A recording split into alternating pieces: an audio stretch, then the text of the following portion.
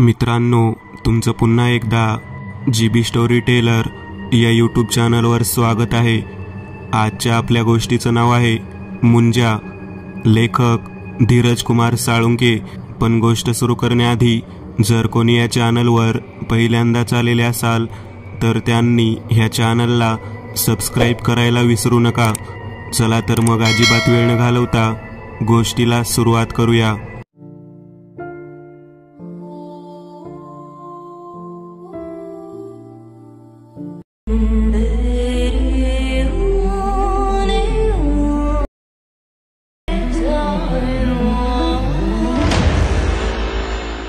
महाराष्ट्रातील कोकण भागात मुंजा नावाचा भूताचा प्रकार आहे। मुंजा हे ब्राह्मण मुलाचे भूत आहे जो उपनयन पूर्ण होण्यापूर्वी म्हणजे मुंज होण्यापूर्वी मरण पावतो, त्याचा मुंजा होतो। लहान मुलांच्या इच्छा इतक्या प्रबळ नसल्या तरी काही मुले लवकरच त्यांच्या इच्छांच्या अधीन होतात आणि असा ब्राह्मण बालक ज्याची तीव्र इच्छा अपूर्ण राहते तो मृत्यूनंतर मुंजा होतो। मुंजा पिंपळाच्या झाडावर किंवा विहिरीत राहतो। बहुतेक मुंजा लोकांना त्रास देत नाहीत, परंतु काही असे आहेत जे लोकांचे जीवन कठीण करतात। ती चांदणहीन रात्र होती। सगळीकडे अंधार आणि शांतता होती, पण गावाबाहेर तात्यासाहेब पाटलांच्या वाड्याच्या अंगणात काही मंत्रांचा जप चालू होता। 200 वर्ष जुन्या पिंपळाच्या झाडाखाली काही भयानक विधी होत होते। पिंपळाच्या चारही बाजूनी मशाली पेटत होत्या। 2-3 मशाली पिंपळाच्या खोडावरही लावल्या होत्या, त्यामुळे पिंपळाखाली उजेड पसरला होता। हे माझ्या तारणहारा, तुला खुश करण्यासाठी मी तुझ्यासाठी ही कुमारिका आणली आहे। हिचा बळी स्वीकार कर आणि माझ्यावर संतुष्ट होऊन माझी इच्छा पूर्ण कर। माझी इच्छा पूर्ण कर मुंजा। पिंपळाखाली मांड्या घालून आणि केस पिंजारून बसलेल्या सोजरबाई पिंपळावर बघत हात जोडत म्हणाल्या।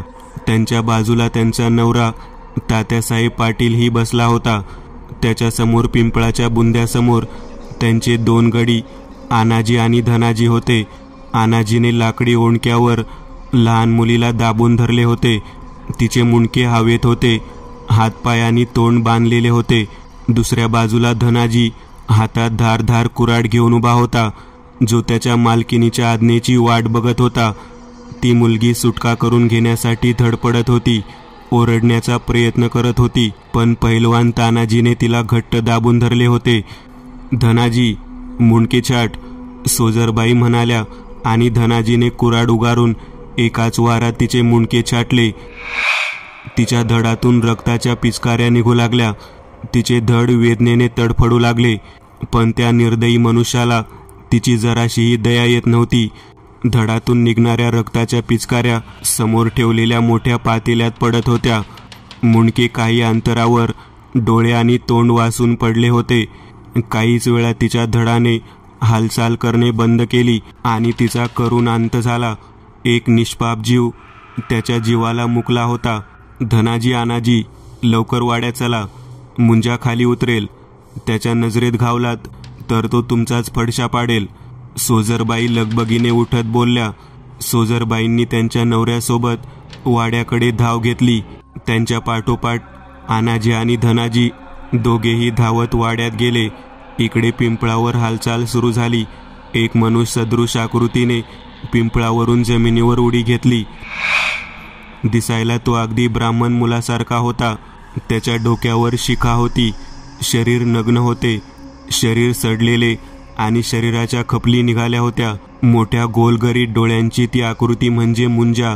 त्याने नजर जमिनीवर पडलेल्या मुलीच्या मुंडक्यापासून तिच्या धडावर फिरवली आणि त्याच्या चेहऱ्यावर समाधान उमटले। त्याची नजर जेव्हा पातेल्यातील रक्तावर पडली तेव्हा त्याने त्याचे ओठ जिभेने चाटले आणि तो ते पिण्यासाठी कमरेतून खाली वाकला, पण तोच हवेची एक झुळूक आली आणि तो सावध झाला। मनुष्याच्या शरीराचा वास त्याच्या नाकात शिरला होता, म्हणजे तेथे कोणीतरी होते। त्याने चारही बाजूंनी नजर फिरवली, तसे दूर जंगलातल्या एका झाडामागून 2 मानवी डोळे त्यांच्याकडे बघताना त्याला दिसले। त्याने रक्ताचे पातेले तोंडात धरले आणि परत गडबडीत पिंपळावर चढला। दुरून झाडामागून बघणारा तो माणूस म्हणजे गावातला दगडू। हा तर मुंजा आहे। म्हणजे पाटलांच्या अंगणातल्या पिंपळावर मुंजाचे वास्तव्य आहे आणि पाटील या मुंजाला पोरींचा बळी चढवतो. माझा संशय थोडासा खोटा ठरला. गावाच्या परिसरात सापडणाऱ्या मुलींच्या हत्यामागे आनाजी आणि धनाजीचा हात नसून पाटलाचा हात आहे. मला ही गोष्ट गावकऱ्यांना आणि पोलिसांना कळवली पाहिजे. दगडू मनातल्या मनात म्हणाला आणि तो तिथून निघणारच होता की त्याला झाडावर काहीतरी आदळल्याचा आवाज आला. जणू त्या झाडावर कोणत्या प्राण्याने उडी घेतली होती. त्याने घाबरून झाडावर बघितले आणि समोरचे दृश्य पाहून त्याच्या तोंडून किंकाळी निघाली, कारण तो मुंजा त्या झाडावरून खाली उतरत होता. दगडूला बघताच त्याने त्याचा जबडा उघडला आणि त्याला दम दिला. मुंजाला पाहून दगडू तेथून मागे वळला आणि दिसेल त्या रस्त्याला धावत सुटला. मुंजा जनावरासारखा 4 पायांनी धावत त्याच्या मागावर होता. तोच दगडू अंधारामुळे एका झाडाशी धडकला आणि खाली पडला. त्याचे डोके सुन्न पडले होते. त्याने स्वतःला सावरले आणि उठून बसला. डोक्याला हात लावतो तो त्याच्या हाताला रक्ताची धार लागली. धडकेमुळे डोके फुटले होते. तरीही तो कसा बसा उठला की तोच मुंजाने त्याच्यावर झेप घेतली आणि त्याचे मुंडके पिरगाळून टाकले. दगडूचे मुंडके उलटे झाले आणि तो जमिनीवर कोसळला. मुंजा त्याला बघून जोरजोरात हसू लागला. त्याने त्याच्या मृतदेहावर नाचून आनंद उत्सव साजरा केला. 8 महिन्यापूर्वी सोजरबाई दरवाजा उघडा, असं काही करू नका, तात्यासाहेब वाड्याचा दरवाजा ठोकत बोलत होते. पण आतून सोजरबाईंचा कसलाही प्रतिसाद नव्हता. सोजरबाईंनी स्वतःला वाड्याच्या खोलीत बंद करून घेतले होते. बाजूलाच आनाजी आणि धनाजी उभे होते. मालक, दरवाजा तोडावा लागेल, धनाजी म्हणाला. तोडा लवकर, तात्यासाहेब बाजूला होत म्हणाले. धनाजी आणि आनाजी दरवाजावर तुटून पडले. दोघेही पैलवान असल्याने त्यांची शरीरे मजबूत आणि धिप्पाड होती.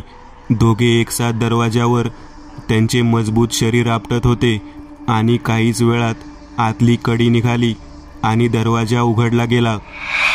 ते दोघे आत शिरले आणि बघतात तर काय, सोजरबाई माळवदाच्या आडव्या खांबाला फासावर लटकत होत्या.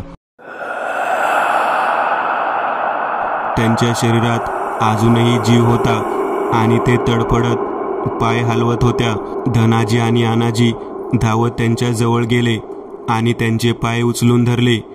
तात्यासाहेबांनी सोजरबाईंच्या गळ्यातला फास काढला. तशा सोजरबाई जोरजोरात श्वास घेऊ लागल्या.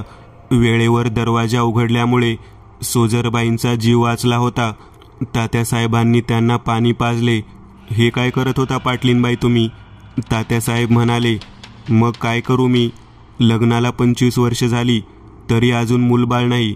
सगळ्या वैद्यांकडून उपचार घेतले, मंदिराच्या पायऱ्या घासल्या, देवापुढे नाक रगडले, देणग्या दिल्या, गरिबांना अन्नदान केलं, तरी अजून मी वांची वांजच राहिले. सगळ्या बायका माझ्याकडे ज्या नजरेने बघतात त्या नजरा आता मला नको झाल्यात. माझ्या मागे नाही नाही ते बोलतात. त्यांचे बोलणे आता नको झाले. मी आता अजून या अशा शरीरात नाही राहू शकत. पाटलीनबाई अश्रू ढाळत तात्यासाहेबांना म्हणाल्या, तू चिंता करू नको, तो परमेश्वर आहे ना, तो सगळे ठीक करीन, तोच आपली मदत करीन. तात्यासाहेब पाटलीनबाईंना धीर देत म्हणाले, इतकी वर्ष ज्या परमेश्वराने आपल्याकडे ढुंकून बघितली नाही, तो आता आपली मदत काय करणार? पाटलीनबाई म्हणाल्या. दोघांचे बोलणे जवळ उभे असलेले धनाजी आणि आनाजी ऐकत होते. ते दोघे जुळे भाऊ होते आणि दोघेही त्या परिवारातील सदस्य असल्यासारखेच होते. त्यांचे पूर्वज पाटलांच्या खानदानाचे चाकर होते. त्याच परंपरेने ते दोघेही आता त्या खानदानाचे चाकर होते. त्यांचे काम एकच, बक्कळ खाऊन पिऊन शरीर वाढवणं आणि पाटलांची कामं करणं, त्याच्या मागोमाग फिरणं, त्याच्या सांगण्यावरून एखाद्याचे हातपाय तोडून गळ्यात घालणं. मालक, आज पाटलीनबाईंनी स्वतःचा जीव घेण्याचा प्रयत्न केला म्हणून आज मी माझं तोंड उघडतोय. बाळेवाडीत एक तांत्रिक आहे, 80 वर्षांचा म्हातारा आहे. कुठेतरी जाऊन सैतानाची पूजा शिकून आलाय. त्याला काळी जादू, तंत्रमंत्र सगळं येतं. एकदा त्याची भेट घ्यावी असं मला वाटतं. आनाजी तात्यासाहेबांना म्हणाला. ठीक आहे, आपल्याकडे दुसरा कोणता मार्गही नाही. उद्या तिकडे निघू. तात्यासाहेब म्हणाले. ठरल्याप्रमाणे दुसऱ्या दिवशी बालवाडीच्या डोंगरात आनाजी, धनाजी, तात्यासाहेब आणि पाटलीनबाईंना घेऊन म्हाताऱ्या तांत्रिकाकडे गेल्या. तो म्हातारा तांत्रिक डोंगरातल्या एका गुफेत राहत होता. रात्र झाली होती. गुफेतल्या भिंतीवर मशाली पेटत होत्या. ते चौघेही गुफेत गेले. गुफेतल्या एका दगडावर तो वृद्ध तांत्रिक डोळे मिटून बसला होता. त्या चौघांची चाहूल लागताच मांत्रिकाने डोळे उघडले. बाबा, सुकळीवरून आलोय, आनाजी म्हणाला. तोच मांत्रिक त्याचे बोलणे अडवत पाटलाकडे आणि पाटलीनबाईकडे बघत म्हणाला, दोघांच्या डोक्यावरचा एक एक केस द्या. तात्यासाहेबांनी आणि पाटलीनबाईंनी त्यांच्या डोक्यावरचा केस उपटून त्या मांत्रिकाला दिला. त्याने हातात घेऊन पुन्हा डोळे मिटले. काही वेळ डोळे मिटून तो म्हणाला, लग्नाच्या 25 वर्षापासून तुम्हाला मूलबाळ नाही. चिंता नको. असा उपाय सांगीन की मूलबाळ नक्की होईल. पण बाबा, आम्हाला मूलबाळ का होत नाही? तात्यासाहेबांनी विचारले. पण त्या प्रश्नाचे उत्तर न देता मांत्रिकाने बोलायला सुरू केले. तुमच्या वडिलांनी तो वाडा 30 वर्षापूर्वी ब्राह्मणाकडून विकत घेतला होता. तो वाडा विकत घेतल्यानंतर काहीच महिन्यात तुझे वडील अंगणातील विहिरीत बुडाले आणि त्यांचा मृत्यू झाला. हो बाबाजी, तो अपघात होता. नाही, तो अपघात नव्हता. अंगणात 200 वर्ष जुने पिंपळाचे मोठे झाड आहे का? हो बाबाजी, त्या झाडावर मुंजा राहतो. काय म्हणजे ब्राह्मण मुलाचा आत्मा? तांत्रिकाने डोळे उघडले आणि बोलायला सुरुवात केली. हो, तो मुंजा वाड्याच्या पहिल्या मालकाचा तो मुलगा जो ब्राह्मण होता. त्याचा मोठा मुलगा माधव अंगणातील विहिरीत बुडून मरण पावला. काही महिन्यातच त्याचे लग्न होणार होते. तो वासनेने भरलेला होता, पण मृत्यूमुळे त्याच्या वासनेची इच्छा पूर्ण झाली नाही. म्हणूनच तो मुंजा बनला. त्या पिंपळाच्या झाडावर तो 31 वर्षांपासून राहत आहे. तो खूप दुःखी आहे, कारण त्याची इच्छा अजूनही पूर्ण झालेली नाही. त्याची इच्छा तुम्ही पूर्ण करावी अशी त्याची इच्छा आहे. म्हणूनच त्याने तुमच्या कुटुंबावर नाश करायला सुरुवात केली, जेणेकरून तुम्ही त्याला कंटाळून त्याची इच्छा पूर्ण कराल. त्याने तुझ्या वडिलांना विहिरीत बुडवून मारले, पण तरीही तुम्हा लोकांना त्याचा संकेत समजू शकला नाही. इतकी वर्षे तुला मूल झाली नाही, तरीही तुला त्या मुंजाची माहिती नव्हती. बरं, आपण त्याला संतुष्ट करावे अशी त्याची इच्छा आहे, आणि मग तुम्हाला तुमचे स्वतःचे एक मूल होईल. मग आता काय करायचं बाबाजी? मुंजाला खुश कर. पण कसे? त्याच्यासाठी 4 कुमारी मुलींचा बळी दे आणि त्याला रक्ताचा नैवेद्य दाखव. हे ऐकून दोघांनाही चांगलाच धक्का बसला. त्याचा आपल्या कानावर अजिबात विश्वास बसत नव्हता. पण कुमारी मुलींचा बळी घेऊन तो काय करणार? तो त्यांच्या आत्म्यांसोबत आपली वासना तृप्त करेल का? माहीत नाही. पण त्याला कुमारी मुलींचे रक्त पिऊन त्यांचे आत्मे आपल्या ताब्यात घ्यायचे आहे. याचा विचार तुम्ही थंड डोक्याने करावा. तुमच्याकडे हाच एक शेवटचा पर्याय आहे. यानंतर दोघेही वाड्यात आले. तात्यासाहेब आणि सोजरबाईंकडे दुसरा पर्याय नव्हता, म्हणूनच त्यांनी हे मान्य केले. खूप विचारविनिमय केल्यानंतर त्याने ठरवले की मुंजाला खुश करण्यासाठी 4 कुमारी मुलींचा बळी द्यायचा. तात्यासाहेबांनी आनाजी आणि धनाजीला बोलावून घेतले. तात्यासाहेबांनी त्यांच्यावर अविवाहित मुलींना उचलून आणण्याची जबाबदारी सोपवली. पाटलीनबाईंनी आनाजी आणि धनाजीला सुंदर मुलगी उचलून आणण्यास सांगितली, अशी मुलगी जी मुंजाला आवडेल. दोघे भाऊ संपूर्ण गावात अशा पोरीला शोधू लागले. त्यांना 2-3 सुंदर आणि निरागस मुली दिसल्या. कोणत्या पोरी उचलायच्या हे त्यांनी ठरवले होते. ठरवून ते वाड्याकडे निघाले होते. संध्याकाळ झाली होती. गावकरी गावात परतत होते. जसे ते गावाबाहेर पडले तेव्हा शेतरस्त्यावरून जाताना त्यांना गावातल्या गोपूची 10 वर्षांची पोर चिमू दिसली. ती एकटी शेळी घेऊन शेतातून गावात जात होती. शेतरस्त्यावर दुसरे कोणीच नव्हते. हीच ती संधी होती. आनाजीने पाठीमागून जाऊन तिचे तोंड दाबले आणि उचलून तिला ज्वारीच्या शेतात नेले. त्या शेतातून त्यांनी गावाबाहेर असलेला पाटलाचा वाडा गाठला. आनाजी चिमूला घेऊन पाटलीनबाईंसमोर उभा होता. चिमू दिसायला गोरीपान होती. काळे गोल गरगरीत डोळे, नाजूक भुवया, केसांच्या लांब 2 वेण्या आखुडके नाक, दिसायला गोंडस आणि निरागस. तिला पाहून पाटलीनबाई खूप खुश झाल्या. अशी गॉड पोर माझ्या पोटी यायला हवी होती. पाटलीनबाई मनातल्या मनात बोलल्या. चिमू धडपडत होती. पाटलीनबाईने तिला सोडायला सांगितले. बाई मला वाचवा असे म्हणत चिमू पाटलीनबाईंना जाऊन चिटकली. आनाजी धनाजी निघा इथून, बिचारीला घाबरवता का? पाटलीनबाई ओरडताच ते दोघे तिथून निघून गेले. मला घरी जायचंय, चिमू म्हणाली. आजच्या रात्री इथेच थांब, मला तुझी पूजा करायची आहे. त्यासाठी छोटी मुलगी हवी होती म्हणून तुला इथे आणायला सांगितलं. आज रात्री पूजा झाली की उद्या सकाळी तुला मी तुझ्या घरी सोडीन, पाटलीनबाई म्हणाल्या. पण चिमू काही केले ऐकेना. तेव्हा आनाजीने मध्यस्थी करून चिमूचा जीवे मारायची धमकी दिली. त्यामुळे चिमू शांत झाली. पाटलीनबाईने चिमूला दुधाच्या 2 हंड्यांनी आंघोळ घातली. तिला सुंदर साडी घातली, तिची वेणी घातली, तिला नटवले, तिला चविष्ट जेवण जेवू घातले. तिनेही पोट भरून खाल्ले.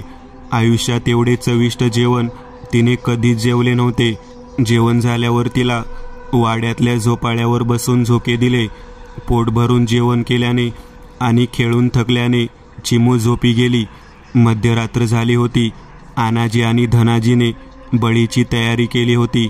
मशाली पेटवल्या होत्या, ओंडके आणून ठेवले होते, कुऱ्हाडीला धार लावून घेतली होती. पाटलीनबाईने झोपीतच कपड्याने तिचे तोंड बांधले आणि अलगद उचलून पिंपळाखाली आणले. पण जसे तिला खाली उतरवले ती उठली. आनाजीने तिला लाकडी ओंडक्यावर दाबून धरले. बाजूला धनाजी कुऱ्हाड घेऊन उभा होता.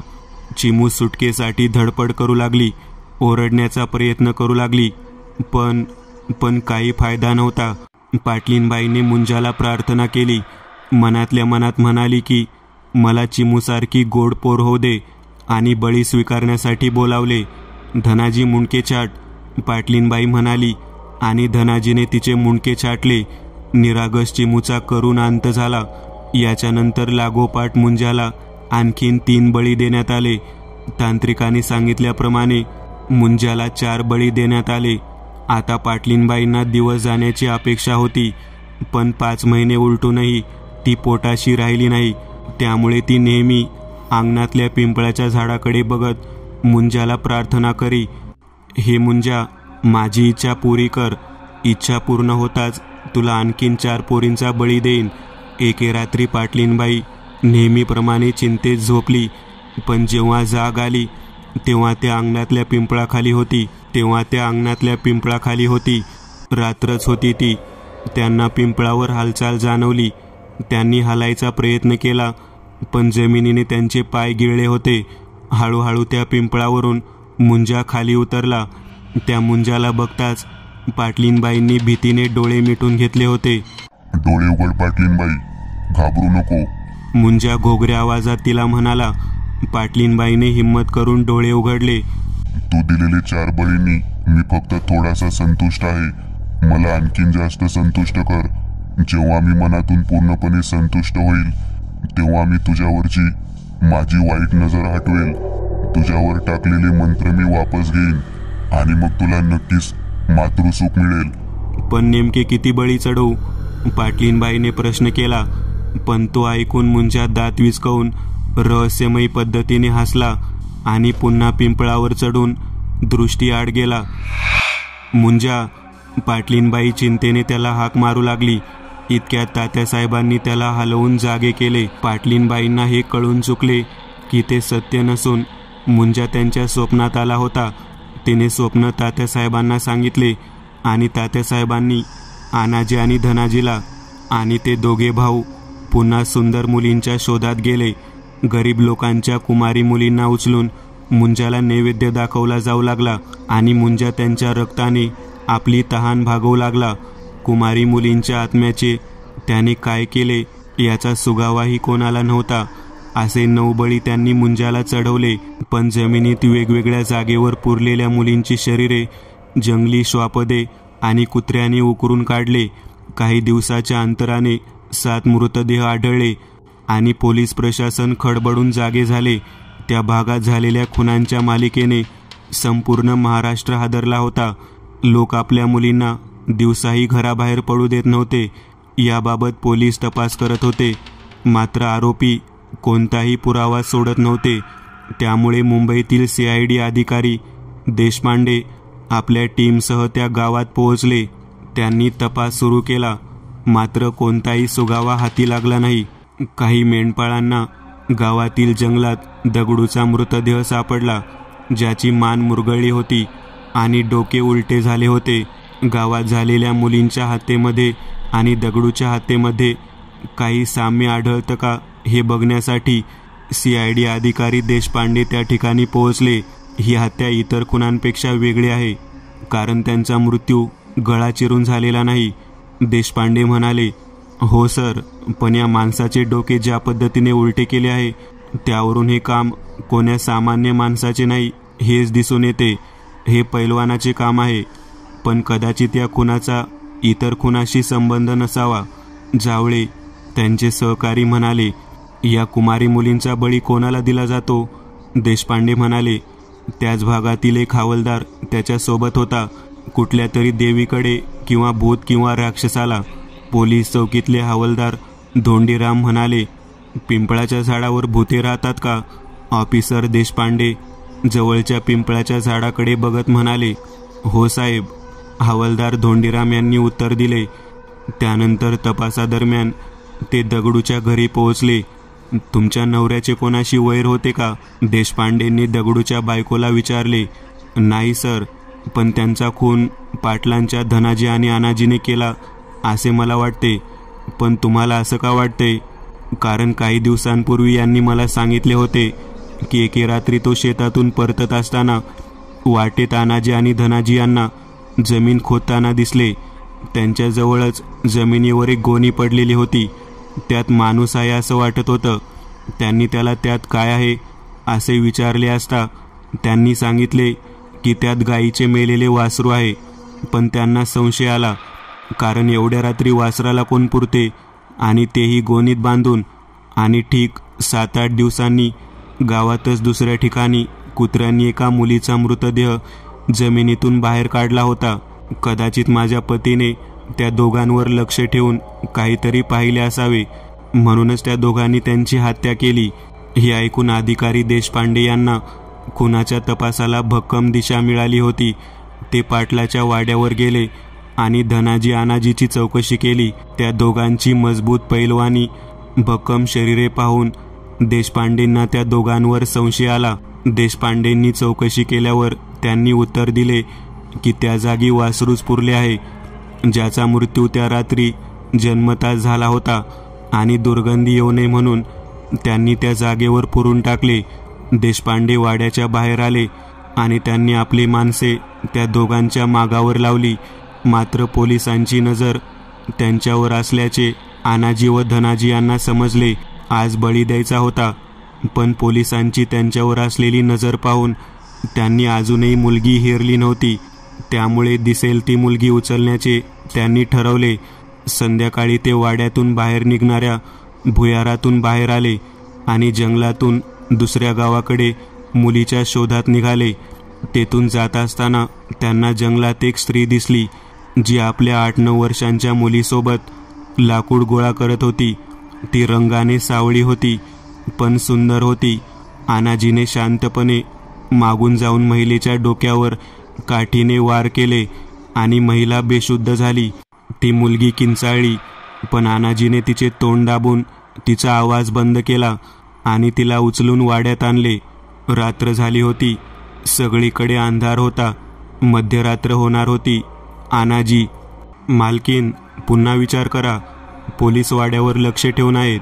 आज आपण बळी दिला तर रंगे हात पकडले जाऊ. मला मुंजाला माझी भक्ती दाखवायची आहे.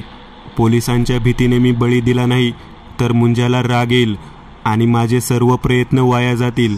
आता माघार नाही अनाजी. पोलिसांनी हस्तक्षेप केला तरी आम्ही मुलीचा बळी देऊ, असे म्हणत त्यांनी मुलीला उचलून घेतले.